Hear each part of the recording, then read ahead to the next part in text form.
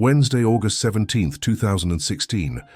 Just after 5 in the morning, London was beginning to stir. The first commuters were moving toward train stations. Delivery vans rolled through empty streets.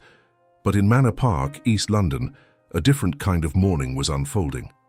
Officers from the Metropolitan Police's organised vehicle crime unit sat parked outside a small pub, engines off, radios low. They had been watching this location for weeks. Not because of what happened inside the pub during business hours, but because of what happened beneath it when the doors were locked and the lights went dark. For months, luxury cars had been disappearing from driveways across the capital. Range Rovers, BMWs, Mercedes sedans, vehicles worth tens of thousands of pounds, gone without a trace. No alarms triggered, no broken windows, no forced locks, just empty driveways and bewildered homeowners waking to silence. Every line of inquiry, every CCTV fragment, every anonymous tip pointed back to the same place. That morning, the officers were ready to find out why. What began as a routine local investigation into a string of car thefts would soon uncover something far larger. A chain stretching from suburban driveways in East London to a quiet storage unit in Essex, and finally to a pair of workshops in West London. Different crews, different methods, but the same result. Cars gone without a trace. This is the story of 3 operations that changed the way British police hunted organised car thieves, and how one morning search exposed them all. Before we go deeper, subscribe if you love true crime documentaries, and tell me in the comments where you're watching from. Between 2015 and 2016, a highly organised car theft network operated across East London, with a precision that investigators would later compare to the choreography of a Hollywood heist film. At its centre was Manjit Sandhu, a 32-year-old man from Newham who was already serving a suspended sentence for a similar offence. He had been given a second chance. Instead, he built a larger operation, more calculated, more efficient, and designed to exploit one vulnerability that most people never considered: the trust that their car keys were safe inside their own homes. Sandhu understood something that most homeowners did not. Security is only as strong as the weakest link. And in thousands of homes across London, that link was not the front door. It was not the alarm system. It was the small metal object hanging on a hook in the hallway. Sandhu did not work alone. His closest associate was Hina Bucks, just 21 years old at the time. She helped identify vehicles and coordinate pickups. Investigators would later recover messages between her and Sandhu, arranging meeting points, passing on target information, discussing timing. The messages were brief, coded, efficient. They revealed a system that ran like a business, because that is exactly what it was: a criminal enterprise with roles, schedules, and accountability. The group's financial link was Sandhu's girlfriend, Tessa Penalva. Her role would become clearer later when detectives began tracing the money, but in the early months of the operation, she remained in the background, invisible to investigators who were still trying to understand the scale of what they were facing. The rest of the team formed a structured unit, each member assigned a specific task. Kuram Zan and Muhammad Islam were the entry specialists. They handled the physical side of the operation, breaking into homes through unlocked or forced UPVC doors to grab car keys within minutes. They moved fast. They knew what they were looking for, and they knew how to disappear before anyone noticed. Jeffrey Carr and Sufyan Mahmood were the drivers. They were responsible for moving stolen vehicles to storage sites within hours of the theft, navigating through London's streets in the dead of night, blending into the sparse traffic like ghosts. Fisizal Khan and Humza Pariwala played smaller but vital roles, assisting with cloned number plates and moving vehicles between safe houses. In any successful organization, every role matters. This one was no different. Over a 17-month period, police linked the group to more than 120 stolen vehicles. The total value was close to £3 million. The cars were not random. They targeted prestige brands: Range Rovers, BMWs, Mercedes, Audis, models that could be stripped quickly or exported abroad for higher resale value. These were not joyriders taking cars for a thrill. These were professionals selecting inventory. Each theft was timed and rehearsed. The group operated almost nightly in areas like Hornchurch, Leytonstone, Walthamstow, and Forest Gate, affluent neighbourhoods, quiet streets, homes with expensive cars parked in driveways. By the time detectives began connecting the thefts, the gang had built a self-sustaining cycle. Cars stolen to order, sold through contacts overseas, profits laundered back through Penalva's accounts. What looked like isolated burglaries across East London was in reality a single network, run with business-like discipline, one that would take months of surveillance to unpick. But how did they do it? How does a group of thieves enter a home, take car keys, and drive away with a vehicle worth £50,000 without waking anyone? The answer lay in their method and their timing. The gang moved with military precision. Most jobs took place between 2 in the morning and 5, when the streets were silent and entry was quick, almost invisible. Using a screwdriver or a flat plastic door card, they would slip the latch on UPVC doors. These are the kind most homeowners believed were secure once the handle was lifted. In reality, unless the lock was turned fully with a key, the mechanism stayed vulnerable. It was a design flaw that most people never knew existed. The thieves did. Once inside, they did not wander. They did not search. They knew exactly where to look. Hallway tables, kitchen counters, key hooks by the door, all common spots where car keys were left overnight. Within minutes, the thieves were back outside, headlights flashing once, then disappearing into the quiet streets. But Sandhu's crew did not always rely on break-ins. When doors were locked tight, when homeowners had taken precautions, the gang had another way in. One that did not need a single scratch on the paintwork, one that did not require force at all. We will return to that in a moment. Victims often woke to silence. No broken glass, no sign of forced entry, only an empty driveway. The missing vehicles were not chosen at random. They were Range Rovers, BMWs, Mercedes, Jaguars, the kind of models worth tens of thousands, even when broken for parts. The operation relied on speed. Cars had to be moved quickly before the theft was reported, before police could issue alerts, before tracking systems could be activated. But how did they pass through London night after night without drawing attention? The answer was not force. It was technology. And it was cover. Neighbors rarely saw or heard anything, or heard. Police reports described burglaries so swift that entire streets remained unaware until officers arrived the next morning. One particularly brazen theft saw gang members return to the same road twice in a single week, taking 2 different vehicles from neighboring homes. It was organized, relentless, and almost invisible. By the time the scale became clear, more than £3 million worth of luxury cars had disappeared from driveways across the capital. And the gang was still expanding its reach, but investigators were beginning to notice patterns. The same neighborhoods targeted repeatedly, the same types of vehicles, the same time windows. Slowly, the pieces were coming together. The question was whether police could move fast enough to stop them. This network was not dependent on brute force. Its edge came from equipment, professional-grade key programming devices, blank transponder keys, blank key fobs. These were items that legitimate locksmiths use every day, repurposed here to defeat vehicle security. When officers eventually executed warrants at the pub in Manor Park, they found those very items hidden in the basement. But that discovery came later. In the early months of 2016, detectives were still trying to understand how the thefts were happening at all. The presence of that equipment transformed otherwise ordinary burglaries into fast, repeatable thefts. The technology removed the need for violent entries or hot wiring. Cars fitted with keyless or push-button ignition systems could be started once a programmed blank had been created. Prosecutors would later tell the court that these devices allowed the gang to bypass manufacturers' immobilizers and start the engine in seconds. That was the crucial part of the whole operation. A theft that once required time and noise could now be done in a matter of minutes, reducing exposure and making detection far less likely. Once a vehicle was in their control, the gang used an operational cover that was deliberately low-key. They moved stolen cars inside vehicles, made to look like private hire minicabs, complete with Transport for London private hire stickers. The stickers and the familiar silhouette of a minicab allowed stolen cars to sit in traffic, travel through checkpoints, and pass as ordinary late-night journeys.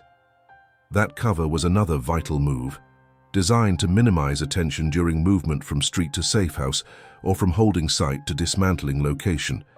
In a city like London, where thousands of minicabs operate around the clock, blending in was easy. No one questioned a minicab driving through residential streets at 3 in the morning. It was normal, expected, invisible. Disposal followed two main routes. Some cars were replated and sold in the UK to other criminal buyers. Others were prepared for export, often to Africa and Eastern Europe. Court evidence later included recovered examples where a high-value vehicle had been stowed in a shipping container among household items bound for overseas markets. In one instance, prosecutors described a car found hidden among furniture in a shipping crate at Felixstowe, proof of an established export pipeline. Other stolen motors were stripped for parts in secure yards and workshops. Those parts entered separate supply chains and were harder for investigators to trace. The combination of technical capability to create working keys and the practical cover of private hire disguises gave the gang operational freedom. They could take prestige vehicles from suburban driveways, move them through London in plain sight, and disassemble or ship them with minimal immediate suspicion. For months they operated with impunity, but investigators were watching, and they were learning. The breakthrough came not from a single piece of evidence, but from a pattern. Detectives at the Met's Organised Vehicle Crime Unit began cross-referencing theft reports, CCTV footage, and witness statements.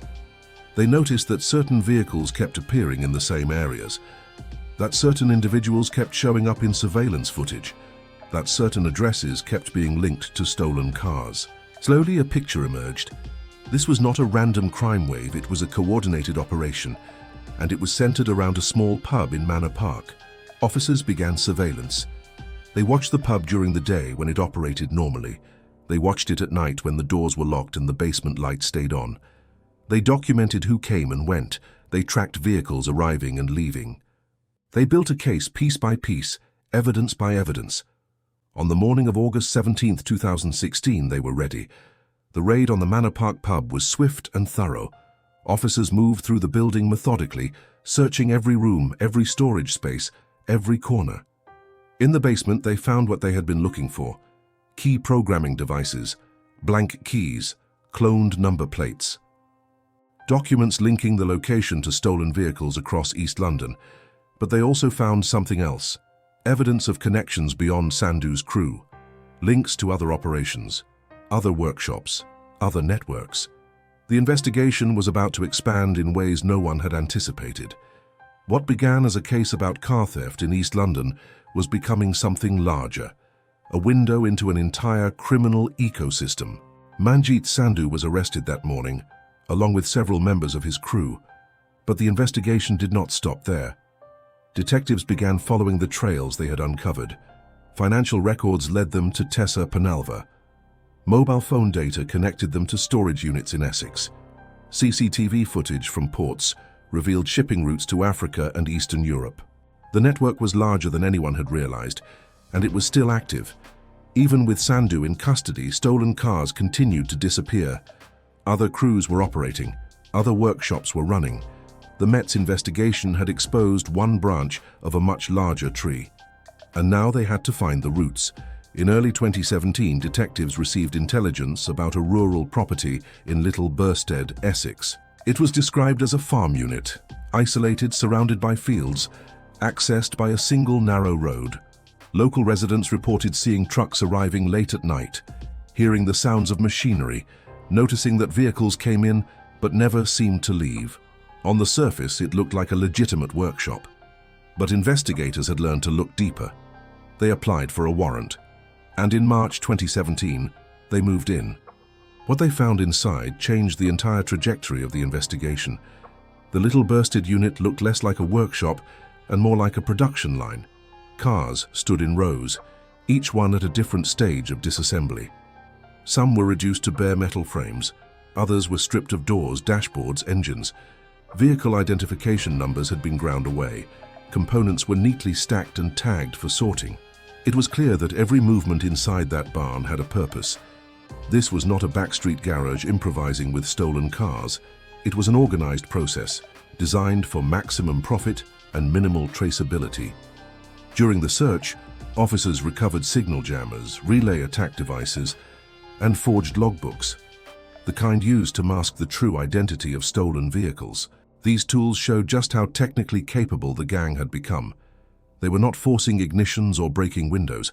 They were intercepting electronic signals, cloning keys, replicating legitimate paperwork to pass the parts off as genuine. Hidden toward the rear of the unit were 3 large shipping containers, each filled with dismantled parts from multiple vehicles. Some bore shipping labels listing destinations in the United Arab Emirates, with Dubai marked as the endpoint. Inside one container, investigators found gearboxes, engines, Range Rover body panels, tightly packed alongside pieces of furniture, a deliberate disguise to avoid suspicion during customs inspections. Forensic teams worked through the night, documenting evidence, tracing parts back to stolen cars across the UK. The scale was staggering. This was not just a chop shop, it was an export hub. The discovery at Little Burstead opened new lines of inquiry. Who was running the site? Who were the buyers overseas? How many vehicles had passed through? Detectives began analyzing shipping records, tracing container movements, interviewing port workers. The investigation now involved customs officials, international law enforcement, financial analysts.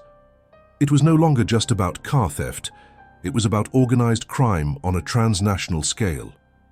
At the center of the Essex operation was a man named Wahid Yusuf, 29 years old, from Ilford. He was the ringleader, the one coordinating the dismantling, the shipping, the sales. His right-hand man was Muhammad Bukhari, 28, from Luton. Together they had built a network that stretched from suburban London to international ports. They had contacts in Africa, buyers in Europe, a logistics chain that moved stolen vehicles across borders with frightening efficiency. But they were not working alone. Surveillance revealed connections to other individuals, other locations. Stanley Vanderberg, 25, from Boreham Wood, Lucas Muscus, 29, from Harlow, David Nakashidze, 46, Revas Mumladze, 42, George Abjandadze, 51, each played a role. Others handled transport. Some managed finances. It was a web, intricate and deliberate. And at its heart was the Little Burstead unit, processing stolen cars like a factory processes raw materials. The operation had been running for years. Police estimated that hundreds of vehicles had passed through the site. The financial value was in the millions. But beyond the numbers, there was something else that struck investigators. The sheer professionalism of it all. The planning, the discipline, the efficiency. This was not opportunistic crime. It was organized, methodical, calculated.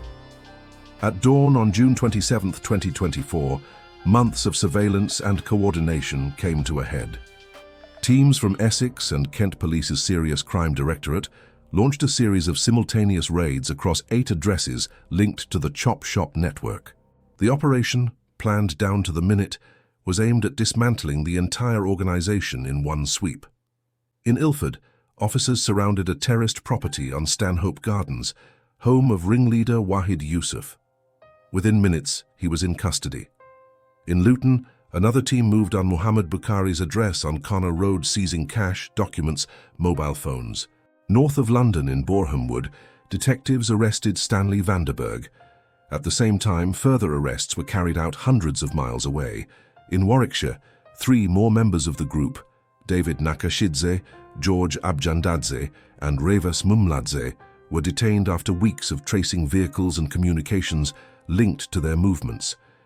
The investigation did not stop there. In August 2024, a tracker signal from a stolen vehicle led officers to a property in Nasying, where they found Lucas Muscus working on another dismantled car. The discovery added further proof of the gang's reach beyond Essex. A month later, in September, the final suspect, Michael Casey, 24, from Brentwood, was tracked down and arrested. The sweep was complete. The network had been dismantled, but the legal process was just beginning. When the case finally reached Chelmsford Crown Court in June 2024, prosecutors laid out months of painstaking investigation. They presented overwhelming evidence. Vehicle identification numbers traced to stolen cars, shipping records linking containers to the defendants, financial transactions showing the flow of money through the network. Mobile phone data, placing suspects at key locations at key times. Forensic analysis connecting dismantled parts to specific thefts. Each man's role was defined in court. Wahid Yusuf, 29, of Stanhope Gardens, Ilford, was jailed for 6 years and 1 month. His trusted right-hand man, Muhammad Bukhari, 28, of Connor Road, Luton, received 4 years and 7 months. Stanley Vanderberg, 25, of Borehamwood, was sentenced to 4 years and 8 months. Lucas Muscus, 29, of Harlow, received 5 years. David Nakashidze, 46, was sentenced to 4 years and 6 months. Both Rivas Mumladze, 42, and George Abjandadze, 51, were each jailed for 4 years and 5 months. The final defendant, Michael Casey, 24, from Brentwood, was convicted in his absence and sentenced to 2 years and 8 months. In total, the group's combined sentences amounted to 36 years and 4 months. It was a significant result. But for investigators, it was not the end of the story. Because while they had been tracking the Essex network, another operation had been unfolding across London. One that would prove just as sophisticated, just as elusive, and just as difficult to stop. Between 2015 and 2017, the quiet streets of West London, Chelsea, Notting Hill, Maida Vale, became the hunting ground for 2 of the most elusive car thieves the Met had ever pursued. Their names were Tariq El Ghali, 36, and Hakim Aziz, 30. They did not use force, they did not use burglary. They used digital tools to take luxury cars without leaving a single mark. Police would later call them the keyless duo. Their targets were high-end vehicles, stolen from residential streets at night. Using key programming devices, they could clone the electronic signal of a vehicle's key and create a working copy in less than a minute. Once done, they would unlock, start, and drive away undetected. It was a method that required technical knowledge, patience, and precision. And they had all 3. Over 2 years, more than 30 cars vanished under similar circumstances. Victims often found no signs of forced entry, just an empty space where their car had been. Detectives at the Metropolitan Police's Organised Vehicle Crime Unit began to suspect a pattern. Each stolen car was soon found wearing cloned plates and accompanied by forged vehicle logbooks, all pointing to a single organised source. The thefts were too clean, too consistent, too professional. Someone was running this operation with the same level of discipline as the networks in East London and Essex. By late 2017, investigators had traced multiple cloned registrations to the same individuals. They set up surveillance on properties linked to El Ghali and Aziz. They watched. They waited. They built their case. Then on December 6, 2017, a coordinated operation brought the investigation to its peak. At Gunter Grove, Chelsea, officers found blank vehicle keys, signal jammers, and tracking blockers. A second property on Ladbroke Road, Notting Hill, revealed the core of the operation. A laptop used to produce 172 sets of false number plates, along with forged logbooks and number plate printers. Forensic analysis showed that 29 of those plates had already been used on stolen vehicles, worth over £1,250,000, though police believed the total could exceed £6 million. At Aziz's home in Maida Vale, 5 more blank keys were recovered. Both men were arrested and charged with conspiracy to convert criminal property, a charge reflecting the scale of their operation. In court, both pleaded guilty. Tariq El Ghali was sentenced to 6 years in prison. Hakim Aziz was jailed for 4 years and 4 months. The cases of Sandu, Yusuf, El Ghali, and Aziz revealed something that law enforcement had been grappling with for years. Car theft was no longer a crime of opportunity. It had become a sophisticated, organized industry. The tools had evolved, the methods had evolved, and the criminals had evolved with them.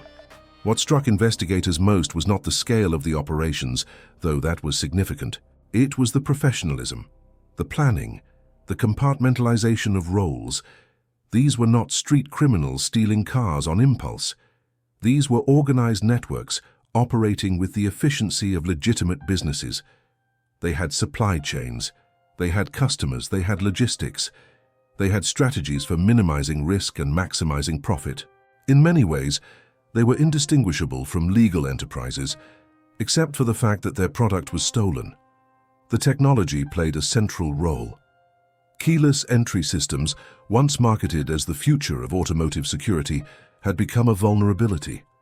Relay attacks, signal jammers, key programming devices, these were tools that most people had never heard of. But criminals understood them intimately. They knew how to exploit weaknesses in electronic systems. They knew how to bypass immobilizers. They knew how to clone signals. And they knew how to do it all without leaving evidence. For homeowners, the experience was surreal. You locked your car, you set the alarm, you went to bed, and in the morning your car was gone. No broken glass, no scratches, no clues. Just an empty driveway and a sinking feeling that your security had been an illusion all along. The legal aftermath of these cases sent a clear message. The sentences handed down were substantial. Combined, the three networks resulted in convictions totaling decades in prison. But beyond the individual punishments, the cases changed how British police approached organized vehicle crime. They led to the formation of dedicated units, enhanced surveillance techniques, better coordination between regional forces, and improved intelligence sharing with international partners. They also sparked public awareness campaigns, advising car owners to use steering locks, Faraday pouches for keys, and home security measures that went beyond electronic systems. The myth that modern cars were too sophisticated to steal had been shattered, and homeowners, insurers, and manufacturers were forced to adapt. But perhaps the most significant legacy was the recognition that organized crime was not static. It adapted, it innovated, it found new vulnerabilities and exploited them with ruthless efficiency. The car theft networks of 2015 to 2017 were not isolated incidents. They were symptoms of a larger shift in how criminal enterprises operated in the digital age. As technology advanced, so did the methods of those willing to abuse it. Law enforcement was in a constant race, always playing catch-up, always trying to stay one step ahead. And in many cases, they were reacting to crimes that had already happened, trying to close gaps that criminals had already found. The investigations into Sandu, Yusuf, El Ghali, and Aziz were successes. They dismantled active networks, they recovered stolen property, they secured convictions, but they also raised uncomfortable questions. How many other networks were still operating? How many vehicles were still being stolen, dismantled, and exported? How many criminals were using the same methods, learning from the mistakes of those who had been caught? The answer, investigators knew, was troubling. For every network they shut down, others were waiting to take its place. The demand for stolen vehicles had not disappeared. The overseas buyers were still there. The tools were still available. And the incentives, financial, operational, logistical, remained as strong as ever. What the cases revealed, ultimately, was not just the sophistication of the criminals, but the complexity of the problem. Car theft was not a single crime. It was a chain of crimes, stretching from the moment a target was identified to the moment a vehicle was sold overseas or dismantled for parts. Each link in that chain involved different people, different skills, different risks, and each link had to be addressed if the problem was to be solved. It required coordination between police forces, cooperation with customs and border agencies, engagement with international partners, and support from manufacturers to improve vehicle security. It was not a problem that could be solved by arresting a few individuals. It required a systemic response. The sentences handed down in 2024 marked the end of these particular operations. But for the victims, the impact lingered. Cars were replaced, insurance claims were filed, locks were changed. But the sense of violation remained. The knowledge that someone had been watching their home, studying their routine, waiting for the right moment to strike. That unease did not disappear with a court verdict. For many, it changed how they thought about security, about safety, about the invisible risks that existed just beyond their front doors. And for investigators, the cases served as a reminder of what they were up against. Not just criminals, but criminal systems. Networks that could adapt, evolve, and rebuild even after significant losses. The fight was not over. It had simply moved to the next phase. Looking back, the operations that began with a quiet surveillance outside a Manor Park pub in 2016 ended with convictions across multiple networks and multiple years. They exposed a hidden world of organized vehicle crime, one that operated in plain sight, moving through London's streets like shadows. They showed how technology could be weaponized, how legitimate tools could be repurposed for criminal gain, and how determined individuals could build empires on the back of stolen property. But they also showed that law enforcement, when given the time, resources, and coordination, could dismantle even the most sophisticated networks. The cases were victories, but they were also warnings. The criminals had shown what was possible, and others were watching, learning, preparing. The cycle continued, and so did the work of those trying to stop it.